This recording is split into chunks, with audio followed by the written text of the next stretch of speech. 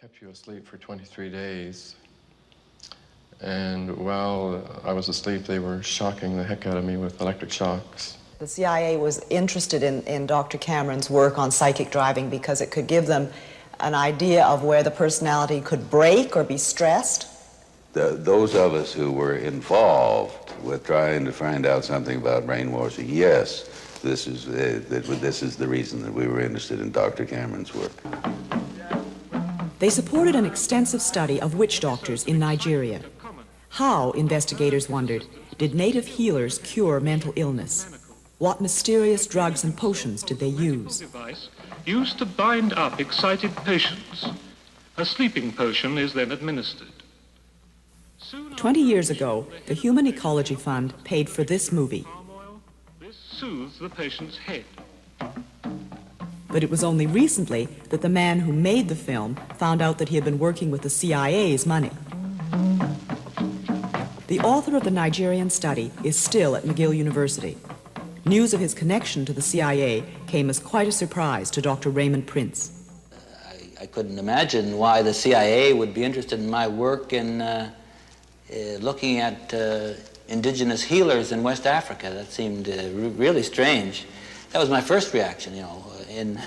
I couldn't believe that, I couldn't understand how the CIA would be interested in that. Because there were all kinds of beliefs that African witch doctors could put the hex on people.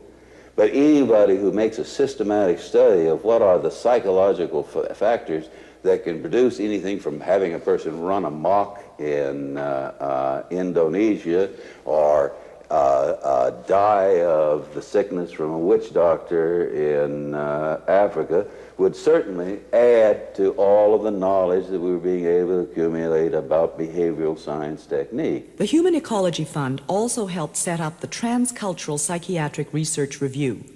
Edited at McGill, the journal continues to publish without CIA support. The largest MK Ultra research project, this one directly related to brainwashing, was carried out at the university's psychiatric hospital, the Allen Memorial Institute. Located atop Mount Royal in a mansion with the eerie name of Ravenscrag, the Allen Memorial was once the most prestigious mental hospital in Canada.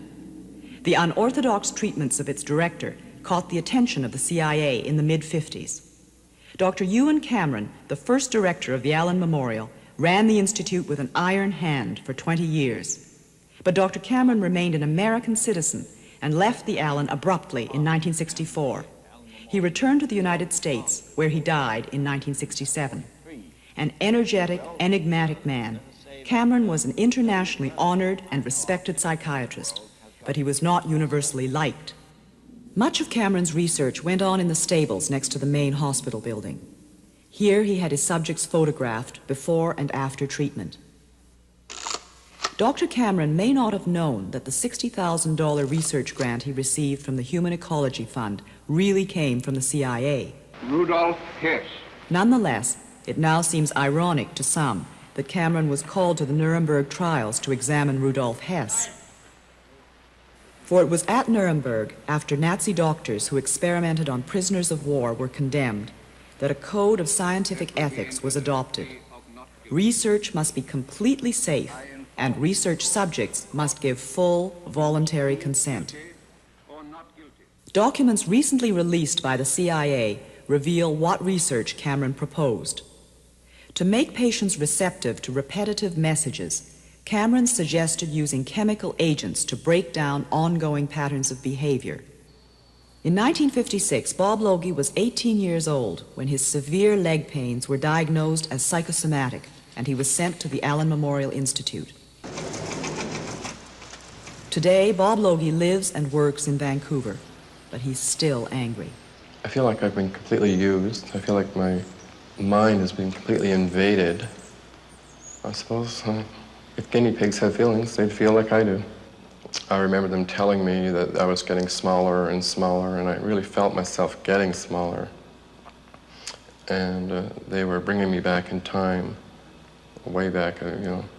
At one point, I almost felt like I was just about to be born, really, that far back in memory. And they were really, really probing asking all kinds of questions, and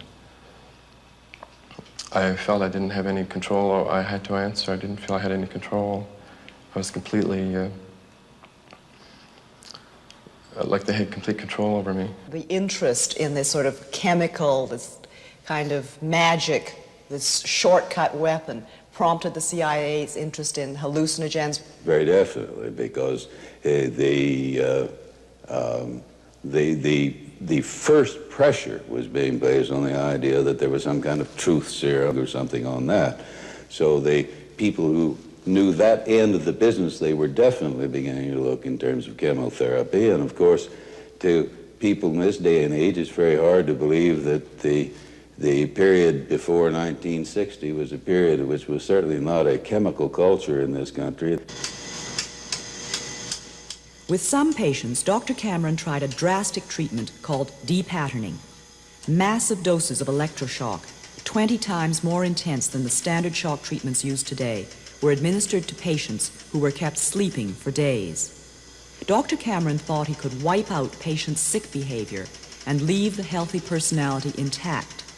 But first patients were to be so depatterned that some even forgot their toilet training. Not all the patients ever completely regained their memories. Dr. Peter Roper was a close colleague of Dr. Cameron's at the Allen. Many people, but some would reach what Cameron would call the third stage of depatterning. With that method, others would need 2 treatments a day, maybe for a week or longer, before they got to the third stage. What would characterize the third stage of depatterning? Well, the third stage, as defined by Cameron, was a loss of ability to orientate themselves. They knew who they were, but they didn't know where they were, and they didn't know what age they were. As you probably know, electroshock treatment has been given for depression for something like 40 years now. It's a very successful and useful treatment for severe depression that doesn't respond to other things. But depatterning is a use of electroshock treatment in a totally different way, in which instead of giving the shocks, say, 2 or 3 times a week, they're given 2 or 3 times a day for 3 or 4 weeks, reducing the patient to a sort of animal, vegetable state, from which it's hoped that they would recover in a more healthy state of mind. It didn't work.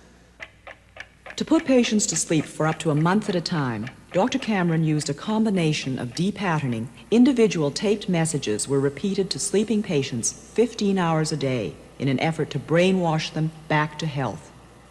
Now, Cameron reasoned, with their negative memories obliterated, positive suggestions could be implanted. Suggestions like, begin to assert yourself, express your anger.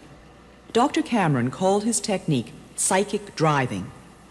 Bob Logie had driving therapy when he returned to the Allen in 1959. I was there for a while, and I thought, I don't want to stay here, and I started to run away from the hospital, and they grabbed me, and then they put me on sleep treatment.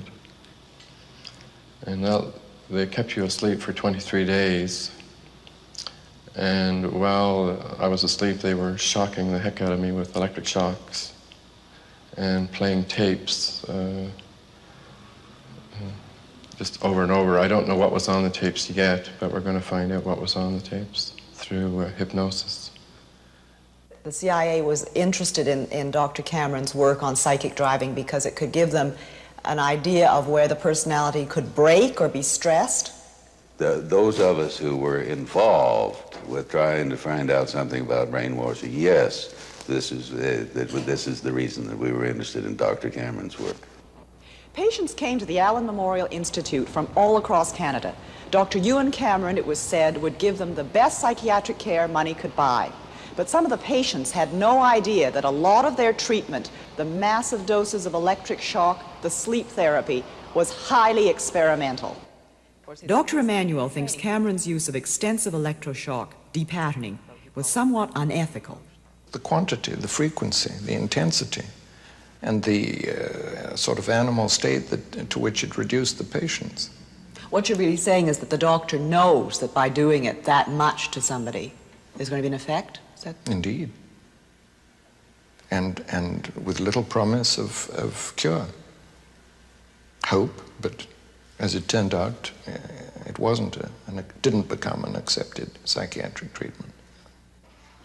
So many patients were left with some amnesia after depatterning that the Allens stopped the treatment when Ewen Cameron left.